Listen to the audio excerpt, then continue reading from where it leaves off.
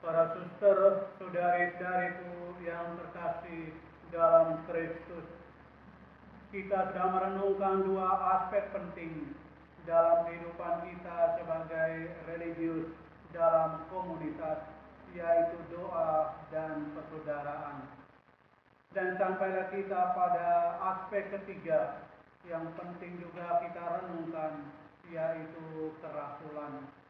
Inilah tema pertemuan kita yang ke-10, Santo Yosef, contoh hidup kerasulan. Mengawali permenungan ini, mari kita bacakan, dengarkan bersama dari surat Rasul Paulus kepada umat di Roma, bab 12 ayat 4 sampai 8. Surat Rasul Paulus kepada umat di Roma, bab 12 ayat 4 sampai 8. Sebab sama seperti pada suatu tubuh, kita mempunyai banyak anggota, tetapi tidak semua anggota itu mempunyai tugas yang sama. Demikian juga kita, walaupun banyak, adalah satu tubuh di dalam Kristus, tetapi kita masing-masing adalah anggota yang seorang terhadap yang lain. Demikianlah kita mempunyai karunia yang berlain-lainan menurut kasih karunia yang dianugerahkan kepada kita.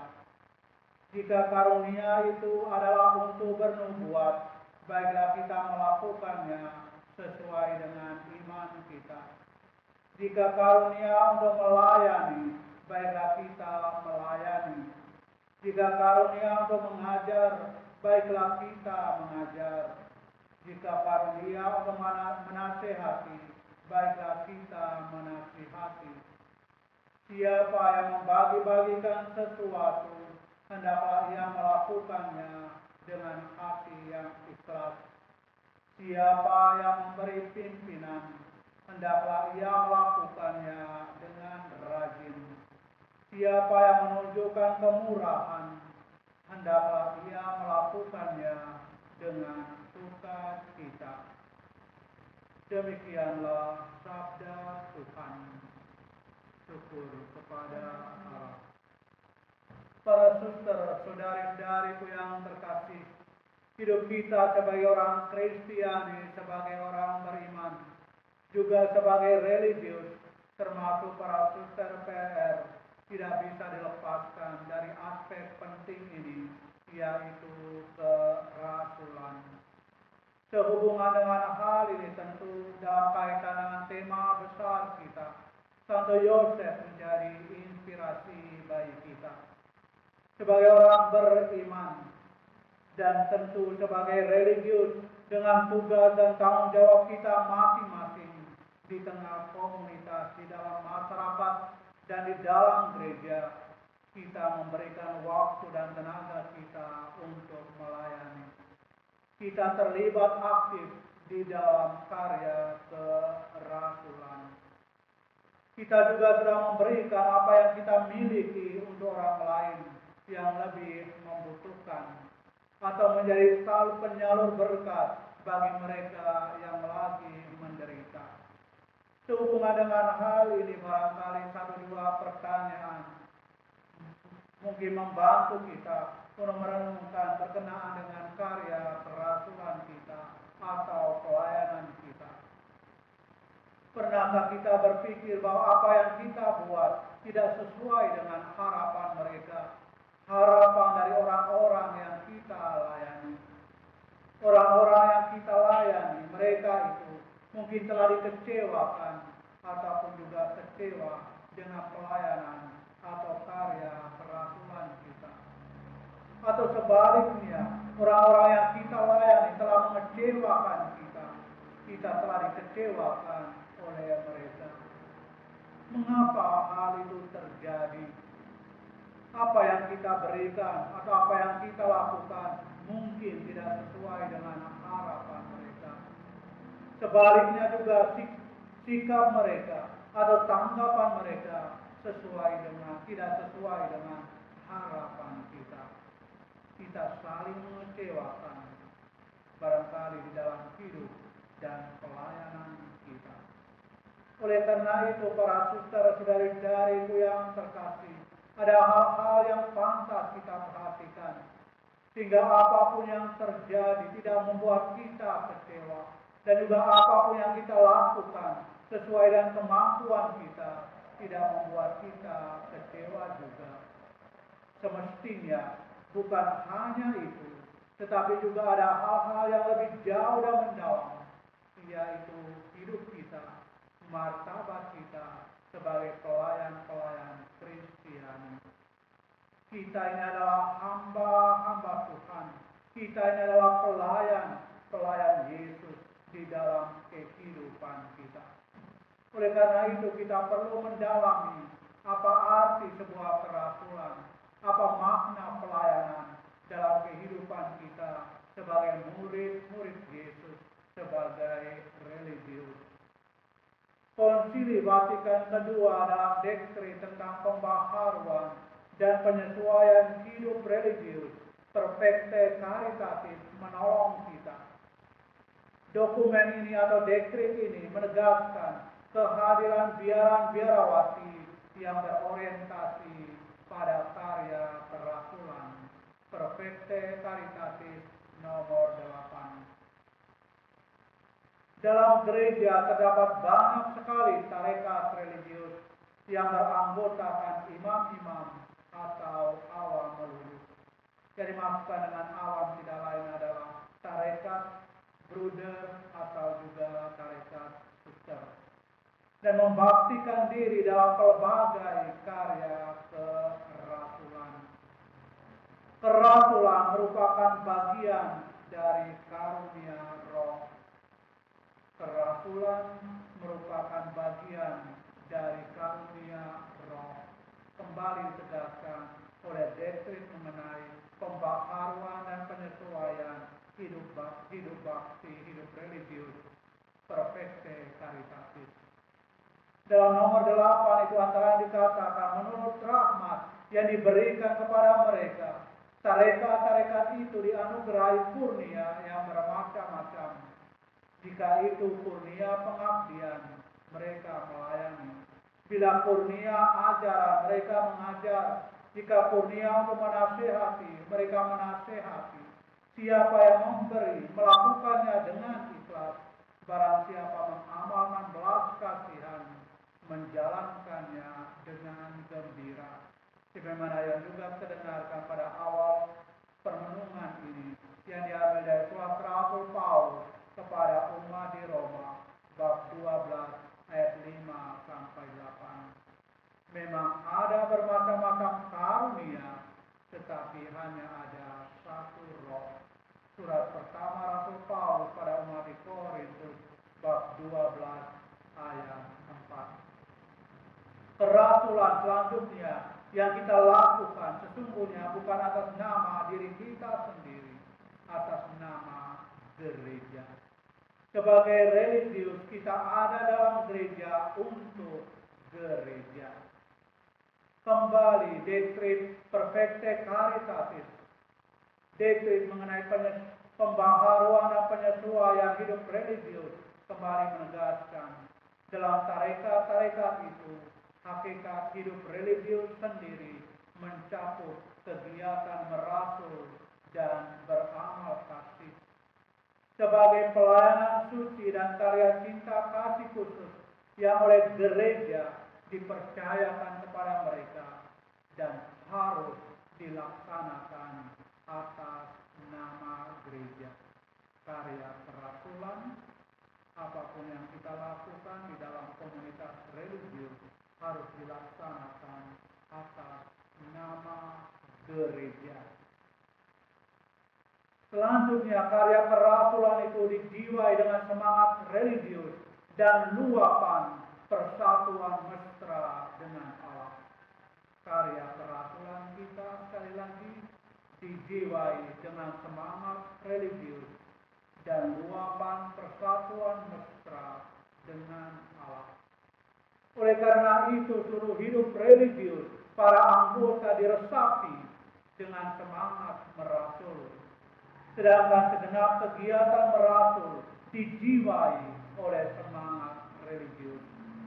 Sungguh sangat indah apa yang diungkapkan oleh Dekret Profete Caritatis ini. Seluruh hidup religius para anggota diresapi semangat merasul. Sedangkan segenap kegiatan merasul dijiwai oleh semangat religius. Maka supaya para anggota terutama menanggapi panggilan mereka untuk mengikuti Kristus dan melayani Kristus sendiri dalam para anggotanya, kegiatan mereka merasul harus memancar dari persatuan mesra dengannya. Ini juga catatan yang sangat indah, mendalam. Kegiatan mereka merasul harus memancar dari persatuan mesra dengannya. Demikianlah didukung perkembangan cinta kasih sendiri akan Allah dan akan sesama. Selanjutnya, para saudara-saudariku yang terkasih, Yohanes Paulus II dalam anjuran apostoliknya mengenai hidup bakti menggarisbawahi apa dan bagaimana seharusnya kaum religius melakukan misi perutusannya, bagaimana mereka melaksanakan karya kerasulan di dalam pelayanan. Hal itu dapat kita baca dalam Vita Consecrata nomor 72. Menurut citra Yesus, Putra terkasih yang telah dikuduskan oleh Bapa dan diutus ke dalam dunia, Yohanes 10 ayat 36. Mereka yang dipanggil oleh Allah untuk mengikuti Yesus juga dikuduskan dan diutus ke dalam dunia untuk mengikuti teladannya dan melanjutkan misinya. Kita tahu bahwa Yesus telah datang ke dunia ini, diutus ke dalam dunia untuk menyelamatkan umat manusia. Dan Yesus telah melakukan banyak hal dalam hidup, kerasulan dan pelayanannya untuk menyelamatkan umat manusia. Dan kita sebagai murid-muridnya, apalagi sebagai religius, mengikuti teladan Yesus untuk melanjutkan misi perutusannya ini. Sesungguhnya adalah panggilan setiap murid Kristus untuk dikuduskan dan diutus, ambil bagian dalam perutusan Yesus. Namun secara istimewa hal itu berlaku bagi para religius yang dengan cara yang khas bagi hidup bakti dipanggil untuk mengikuti Yesus Kristus secara lebih dekat dan menjadikan Yesus segala-galanya bagi mereka.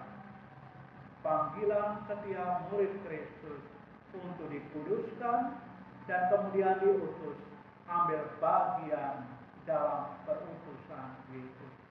Dengan sendirinya kita sebagai religius dikuduskan, kemudian diutus untuk ambil bagian dalam karya kerasulan atas nama komunitas, atas nama gereja. Maka dengan sendirinya kewajiban membaktikan diri seutuhnya bagi misi karya kerasulan tercakup dalam panggilan mereka.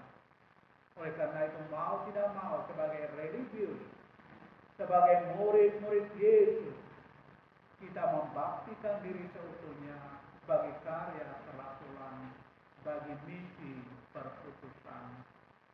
Berkat karya dan karunia Roh Kudus yang menjadi sumber setiap panggilan dan karisma, hidup bakti itu sendiri perutusan.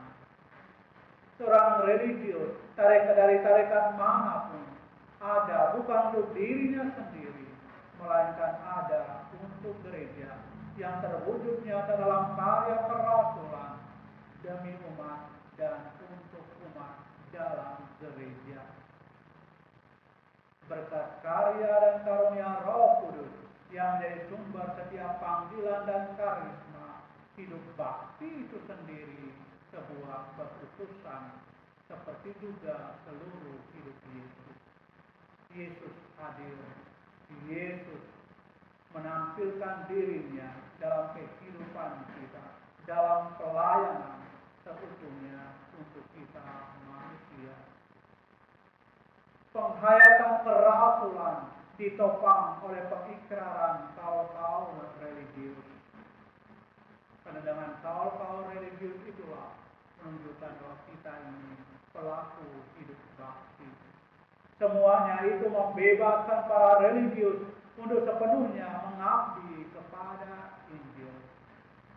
Kaul-kaul religius tiga nasihati Injil, kemiskinan, kemurnian, dan ketaatan sungguh-sungguh membantu kita untuk menjadi pelayan-pelayan Tuhan dan pengabdi-pengabdi sesama yang baik. Semuanya itu membebaskan kita para religius untuk sepenuhnya mengabdi kepada Injil dalam gereja. Itulah sebabnya kesadaran akan misi merupakan dimensi hakiki bagi setiap tarekat. Bukan saja bagi mereka yang membaktikan diri untuk hidup aktif merasul, melainkan juga bagi mereka yang menjalani hidup kontemplatif dalam klausural ketat. Baik mereka yang hidup dalam klausural ketat, dimensi hidup kontemplatif, tapi hati mereka juga untuk dunia. Mereka juga bisa berbuat sesuatu dengan situasi mereka untuk berhasilnya karya kerasulan.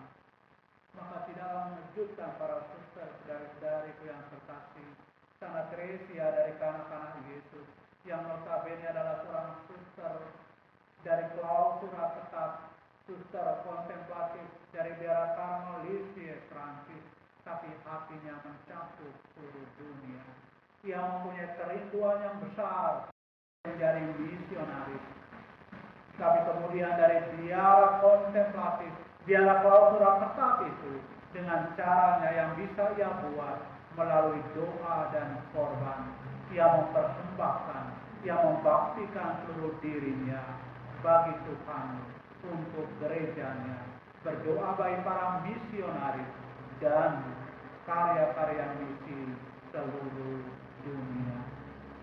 Apalagi para suster atau biara-biara yang terlibat aktif dalam karya kerasulan. Mereka juga tentu dengan semangat yang sama, dengan semangat yang berkobar-kobar, dikuatkan oleh doa, diteguhkan oleh semangat berkorban. Hal yang sama, mereka juga melayani, terlibat aktif dalam karya kerasulan. Sesungguhnya misi atau perutusan itu bukan hanya sekedar karya-karya lahiriah, melainkan lebih pada menghadirkan Kristus bagi dunia, melaksanakan melalui kesaksian pribadi dan komunitas. Misi dan perutusan itu bukan hanya sekedar karya-karya lahiriah, melainkan lebih pada menghadirkan Kristus bagi dunia, melalui kesaksian pribadi dan komunitas.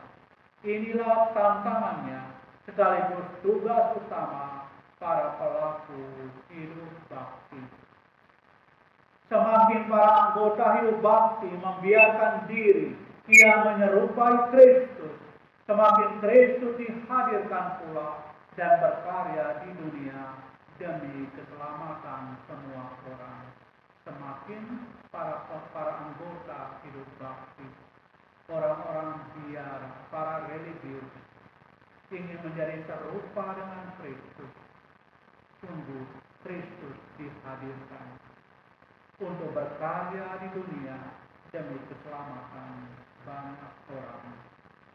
Karya kerasulan para religius semestinya membantu orang untuk menemukan Kristus, bertumbuh dalam iman yang semakin mendalam. Hal ini patut kita catat, kita renungkan. Apapun karya kerasulan kita, entah itu di sekolah, entah di rumah retret, ataupun juga bentuk-bentuk karya kerasulan lainnya. Apapun yang kita lakukan atas nama komunitas, atas nama gereja, kita membantu orang lain untuk menemukan Kristus. membantu orang lain untuk bertumbuh di dalam iman yang semakin mendalam, bukan untuk menghancurkan iman mereka. Itulah karya kerasulan yang sungguh berbuah, karya kerasulan yang membantu orang untuk semakin bertumbuh, semakin dekat dengan Tuhan di dalam kehidupan. Oleh karena itu, dalam karya kerasulan bukan hanya melakukan sesuatu kegiatan atau aktivitas, tetapi bagaimana membawa orang, membantu orang lain untuk menemukan iman yang semakin mendalam, menemukan Yesus. Para anggota hidup bakti diutus karena pembaktian dan pengudusan diri mereka menjadi pokok kesaksian mereka seturut cita-cita tarekat. Bila karisma pendiri menyelenggarakan kegiatan-kegiatan pastoral, jelaslah bahwa kesaksian hidup dan kesaksian karya-karya kerasulan serta pengembangan manusiawinya sama-sama diperlukan. Keduanya mencerminkan Kristus yang sekaligus dikuduskan demi kemuliaan Bapa dan diutus ke dunia untuk menyelamatkan saudara-saudari. Jadi karya kerasulan kita, sebagaimana hanya Kristus tunjukkan dalam hidup dan pelayanannya di tengah dunia ini, semuanya dilakukan bersama-sama demi kemuliaan Allah, demi kemuliaan Bapa, dan dengan sendirinya juga untuk menyelamatkan umat manusia. Hidup religius melakukan misi Kristus dengan cara lain yang khas baginya, yaitu hidup persaudaraan dalam komunitas demi perutusan. Hidup kita dalam komunitas, dalam persaudaraan demi perutusan, sebuah karya kerasulan.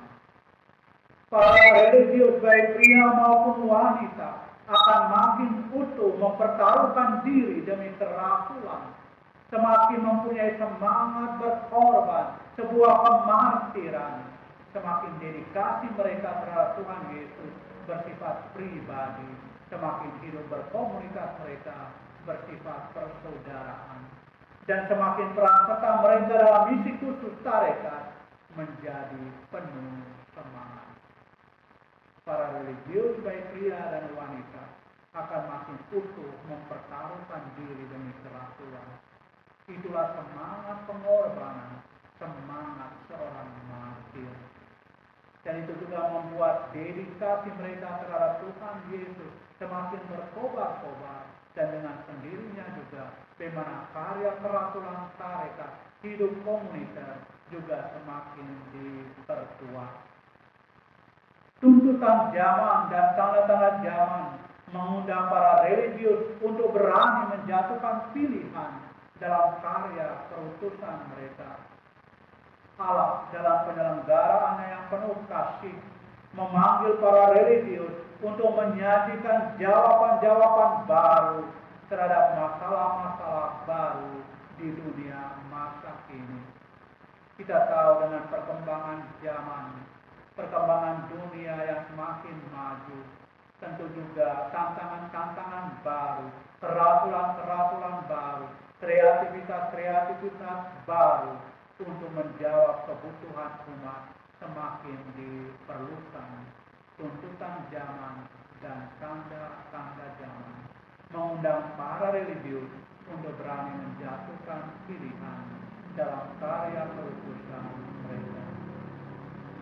Itulah adatan ilahi yang hanya dapat disambut dan diresapkan dengan setia oleh orang-orang yang biasa mematuhi kehendak Allah dalam segalanya. Kemudian dijabarkan dengan berani menjadi pilihan-pilihan yang konsisten dengan karisma awali dan yang menanggapi permintaan-permintaan situasi historis konkret. Kita tahu bahwa untuk zaman ini dengan era digital, tentu juga pelayanan-pelayanan kita juga barangkali juga sesuai dengan tantangan zaman, mungkin sedikit berbeda daripada tahun-tahun sebelumnya. Kita juga terbuka akan tanda-tanda zaman dan apa tanggapan kita untuk pelayanan terhadap umat hingga menjadi lebih efektif dan efisien.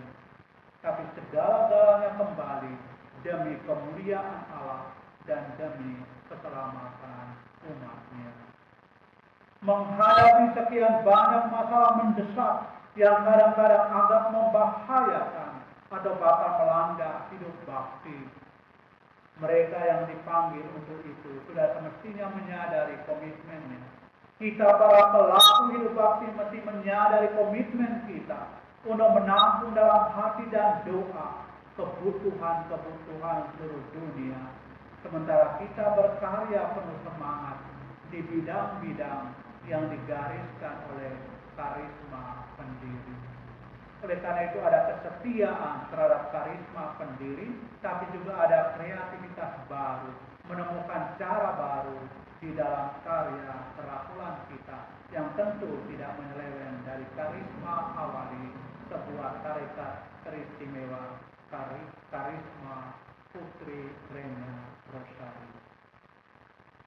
Dengan cara demikian, pelayanan mereka harus dipandu oleh penegasan adikodrati yang membedakan apa yang berasal dari Roh Kudus dan apa yang dilayaninya.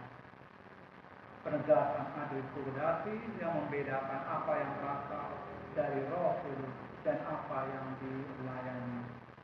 Bandingkan Galatia bab 5 ayat 16 sampai 17, 22 dan surat pertama Rasul Yohanes bab 4 ayat 6.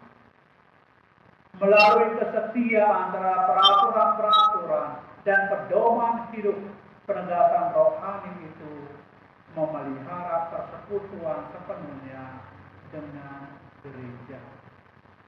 Oleh karena itu juga memang kita harus mampu memiliki penegasan adikodrati yang membedakan apa yang berasal dari Roh Kudus dan apa yang bukan berasal dari Roh Kudus.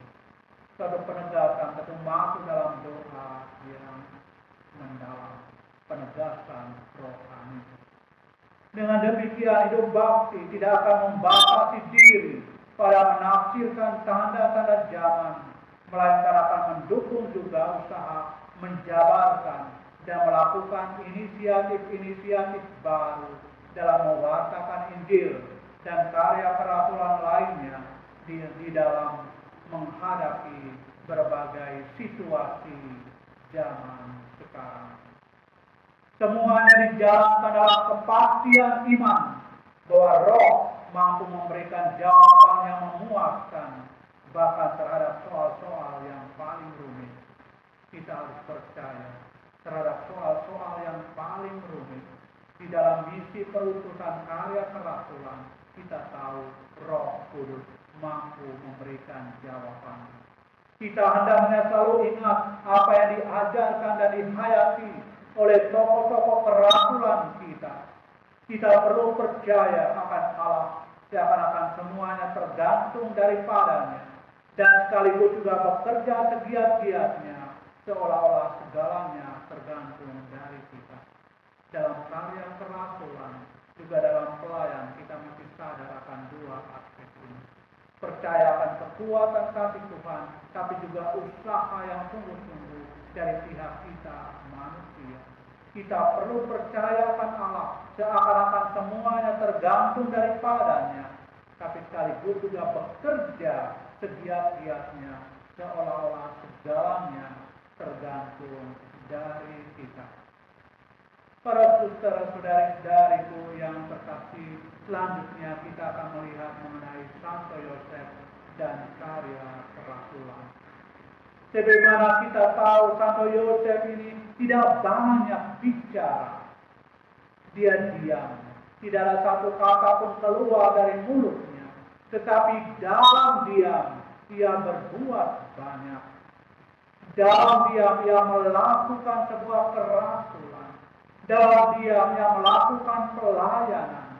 Termasuk juga dalam mewujudkan bagaimana Santo Yosef sekali lagi tidak banyak bicara. Tapi dalam diam ia berbuat banyak. Termasuk juga di dalam mewujudkan semangat kerasulan di dalam pelayanan. dalam persatuan yang mesra dengan Allah, ia mau berbuat sesuatu bagi sesama, secara khusus untuk mengatasi situasi sulit yang dihadapi oleh Bunda Maria. Dalam persatuannya yang mesra dengan Allah, Santo Yosef mau berbuat sesuatu bagi sesama, secara khusus untuk mengatasi situasi sulit yang dihadapi oleh Bunda Maria. Matius bab 1 ayat 18 sampai 25. Santo Yosef juga memberikan diri, waktu dan tenaganya untuk memberikan pelayanan yang terbaik bagi sesama. Dalam hal ini bagi Maria dan anak Yesus. Semangat ini dilakukan oleh Santo Yosef, antara lain juga menemani Maria dalam perjalanan dari Nazaret ke Bethlehem, selama di Bethlehem, dan juga saat pengungsian ke Mesir, selama pengungsian ke Mesir, kembali dari pengungsian, dan selama tinggal di Nazaret. Keluarga kudus Nazaret, di dalamnya hadir Santo Yosef yang sungguh-sungguh memberikan dirinya, semangat berkorban dalam pengabdian dan pelayanan. Santo Yosef memberikan dirinya untuk keluarga. Santo Yosef memberikan dirinya untuk komunitas dan juga demi kebahagiaan sesamanya. Tentu dalam hidup dan karya pelayanannya sebagai seorang tukang kayu, ia juga memberikan dirinya untuk sesama. Semangat yang dilakukan oleh Santo Yosef sungguh besar di dalam pelayanan dan kerasulan. Selanjutnya, saudari-saudariku yang terkasih para suster, sebagai sebuah tarekat kerasulan, PRR tidak bisa dilepas pisahkan dari karya kerasulan itu sendiri di dalam karya pelayanan. Konstitusi PRR menggarisbawahi panggilan perutusan diterima oleh kongregasi sebagai tugasnya. Panggilan perutusan diterima oleh kongregasi sebagai tugasnya. Maka karisma pendiri dan sumbangannya dalam karya perlu dijalankan dalam rangka perutusan kongregasi. Tujuan kongregasi yakni pelaksanaan perutusan dijalankan oleh anggota-anggota. Konstitusi nomor 203. Tujuan kongregasi yakni pelaksanaan perutusan dijalankan oleh anggota-anggota. Ini menegaskan sebetulnya panggilan hidup bakti teristimewa para suster PRR untuk ambil bagian dalam perutusan gereja di tengah umat, pelaksanaan perutusan. Juga dalam konstitusi nomor 201 ditegaskan, karena karya kerasulan kongregasi merupakan bentuk pelaksanaan perutusannya, maka karya menjadi pokok hidup kongregasi dan berlandaskan selalu pada motivasi perutusan. Karena karya kerasulan kongregasi merupakan bentuk pelaksanaan perutusannya, maka karya menjadi pokok hidup kongregasi dan berlandaskan selalu pada motivasi perutusan. Karya pelayanan kita secara khusus bagi para suster PRR menjadi sebuah kesaksian akan hidup Kristiani. Kerasulan menjadi sebuah kesaksian akan hidup Kristiani, yaitu membawa Kristus kepada dunia dan membawa dunia kepada Kristus. Satu ungkapan yang sangat mendalam, yaitu bahwa dalam karya kerasulan para suster membawa Kristus kepada dunia dan sebaliknya membawa dunia kepada Kristus.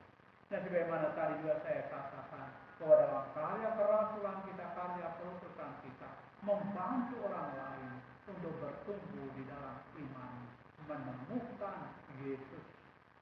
Dalam konstitusi nomor 202 dikatakan, kesaksian dari suatu kehidupan Kristen yang sejati, baik secara pribadi maupun secara bersama-sama, hendaknya pertama-tama nampak dalam karya kerasulan kita. membawa Kristus kepada dunia dan membawa dunia kepada Kristus merupakan inti dari karya kerasulan kita. Jadi inti dari karya kerasulan para suster adalah membawa Kristus kepada dunia dan membawa dunia kepada Kristus. Kita juga ambil bagian dalam tugas perutusan gereja, yaitu menghadirkan kerajaan Allah. Konstitusi nomor 202, para suster diminta untuk melibatkan diri secara nyata dalam tugas perutusan gereja, di mana di dalamnya kita ingin memberikan kesaksian tentang iman kita dalam nama Yesus. Kiranya umat atau masyarakat yang kita layani dapat mengenal dan mengakui bahwa nilai-nilai kerajaan yang kita wartakan itu telah menjadi penghayatan hidup kita sendiri. Lalu umat di mana kita berkarya yang lahir dari sabda Allah dalam kekuatan rohnya yang disuburkan oleh sabda dan sakramennya menjadi tanda kehadiran Allah yang membebaskan dan tanda hidup baru bagi masyarakat luas. Oleh karya-karya pelayanan kita, pewartaan dan kesaksian hidup kita, kita menyertai umat dalam proses pertumbuhan imannya. Konstitusi nomor 205. Saya kira hal yang sama yang menegaskan kembali, membawa Kristus kepada dunia, membawa dunia kepada Kristus, dan kita menyertai umat dalam proses pertumbuhan iman mereka.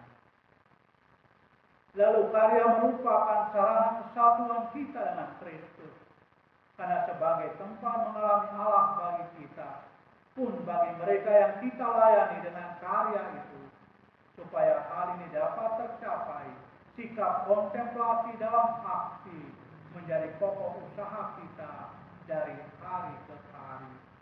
Dalam segala kegiatan karya kerasulan dan perjumpaan dengan siapapun, sikap penyerahan diri dalam cinta akan Allah dan sesama merupakan sikap dasar yang menentukan. Konstitusi nomor 214. Cinta kepada Allah dan sesama merupakan sikap dasar yang menentukan, dan itu menolong kita menampilkan karya kerasulan kita yang bermutu, kontemplasi dalam aksi. Melalui kerasulan bagi mereka yang lemah, miskin dan menderita, kita menghadirkan kabar gembira Injil. Melalui kerasulan bagi mereka yang lemah, miskin dan menderita, kita menghadirkan kabar gembira Injil, dan itu tidak lain adalah menghadirkan Kristus sendiri. Dan sehubungan dengan itu, kita melibatkan diri dalam pelayanan sesama, menanggapi yang paling dibutuhkan dan sesuai dengan tanda zaman sekarang ini. Kita memperjuangkan keadilan dan cinta kasih, serta mengutamakan yang kecil, lemah, dan miskin, serta yang sakit. Lewat karya-karya itu, kita mewartakan cinta Bapa kepada sesama manusia. Karya pewartaan dan pelayanan dalam berbagai bidang karya kita harus sedemikian memancar cahaya kabar gembira, sehingga Allah dapat dikenal, dicintai melalui kata-kata dan tindakan kita.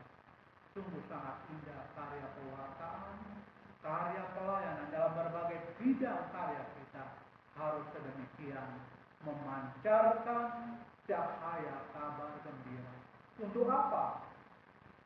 Sehingga Allah dapat dikenal, dicintai melalui kata-kata dan tindakan kita. Dan ini tentu dari semangat yang menjadi unsur penting dalam karya kerasulan perutusan para suster PRR, membawa Kristus kepada dunia dan membawa dunia kepada Kristus. PRR mengkhususkan pengabdiannya kepada pembangunan jemaat, maka tidak dapat dibebaskan dari tanggung jawabnya untuk ikut serta dalam pembangunan hidup manusia, terutama menggali dan menemukan nilai-nilai di balik pembangunan manusia itu Lumen Gentium nomor 46, Konstitusi nomor 204. Sabda Allah itu memiliki daya membebaskan. Kerasulan kita harus sampai membawa kepada pengalaman tersebut. Ini mau menunjukkan bahwa karya kerasulan para suster harus membawa kepada pengalaman akan Allah yang membebaskan. Sebagaimana sabda Allah itu memiliki daya membebaskan, demikian pun karya kerasulan kita harus membawa orang untuk mengalami Allah yang membebaskan, yang menyelamatkan, yang menguatkan, menyembuhkan. Keterlibatan kita dalam bidang pelayanan tersebut bertujuan untuk menjadikannya sebagai wadah evangelisasi di mana sabda Allah dapat didengar dan kekuatan pembebasan yang dialami oleh setiap pribadi dan masyarakat yang kita layani. Konstitusi nomor 207.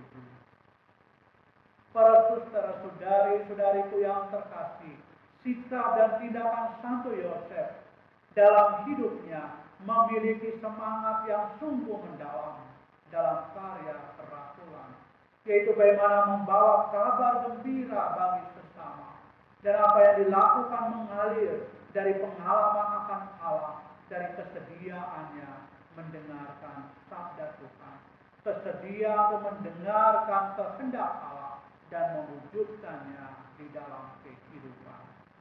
Dan apa yang dilakukan oleh Santo Yosef, pelayanannya, kerasulannya, yaitu membawa solusi. Karya kerasulan Santo Yosef membawa orang untuk keluar dari permasalahannya dan menemukan Allah di dalam kehidupan. Para saudara-saudariku yang terkasih, kita diundang untuk menghayati karya kerasulan kita dengan baik yang mengalir dari pengalaman kita akan Allah. Kita tidak hanya ngomong atau bicara tentang kerasulan, tapi semestinya hidup dalam semangat kerasulan dan ambil bagian terlibat dalam kerasulan itu sendiri. Dan semuanya itu terungkap dalam cara hidup kita. Semoga kita semakin menyerupai Yesus dalam karya kerasulan dan meneladani Santo Yosef dengan semangat berkobar-kobar mengalami Allah dan membawa mereka untuk menemukan Allah. Karya kerasulan kita, terlebih bagi para suster PRR, membawa Kristus kepada dunia dan membawa dunia kepada Kristus. Sekian dan terima kasih. Tuhan memberkati Bunda Maria dan Santo Yosef mendoakan.